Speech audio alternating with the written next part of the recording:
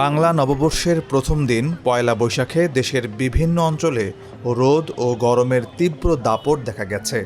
রাজশাহী, পাবনা, সিরাজগঞ্জ, যশোর, চুয়াডাঙ্গা ও কুষ্টিয়ার উপর দিয়ে মৃদু তাপপ্রবাহ বয়ে গেছে। আবহাওয়া অধিদপ্তর জানিয়েছে 15 এপ্রিলও এই তাপপ্রবাহ অব্যাহত থাকবে এবং এর বিস্তার আরও বাড়তে পারে। 14 এপ্রিল পয়লা বৈশাখে দেশের সর্বোচ্চ তাপমাত্রা রেকর্ড করা হয় রাজশাহীতে 37.6 ডিগ্রি সেলসিয়াস এবং ঢাকায় ছিল 35 ডিগ্রি সেলসিয়াস। বৈশাখের প্রথম দিনে তীব্র গরমের পর জনমনে প্রশ্ন জেগেছে, গরম কি সামনে আরও বাড়বে? আবহাওয়া অফিস বলছে আজ তাপমাত্রা প্রায় গতকালের মতোই থাকার সম্ভাবনা রয়েছে, তবে এর পাশাপাশি রয়েছে স্বস্তির খবরও।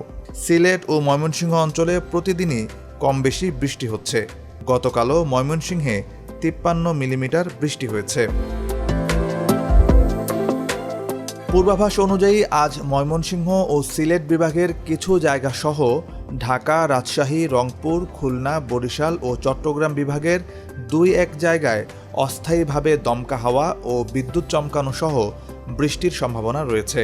এছাড়া আগামীকাল সিলেট, ময়মনসিংহ, ঢাকা ও খুলনা বিভাগের কোথাও কোথাও বৃষ্টি ও কালবৈশাখী বয়ে যেতে পারে, যার ফলে তাপমাত্রা কিছুটা কমে আসবে। এপ্রিল মাসে তীব্র গরমের কারণ হিসেবে আবহাওয়াবিদরা জানান, এ সময় ভৌগোলিক কারণে বাংলাদেশের ওপর বেশ কাছাকাছি অবস্থান থেকে সূর্যরশ্মি পড়ে। পাশাপাশি উত্তপ্ত সাগর থেকে প্রচুর জলীয় বাষ্প এখন উপকূলের দিকে ধেয়ে আসছে। বাতাসে এই জলীয় বাষ্পের আধিক্যের কারণেই গরমের অনুভূতি বেশি তীব্র হচ্ছে।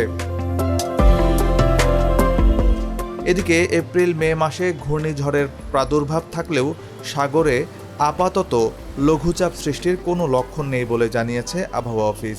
তবে চলতি মাসের এখনও 2 সপ্তাহ বাকি থাকায় ঘূর্ণিঝড়ের বিষয়ে এখনই নিশ্চিত করে কিছু বলা যাচ্ছে না।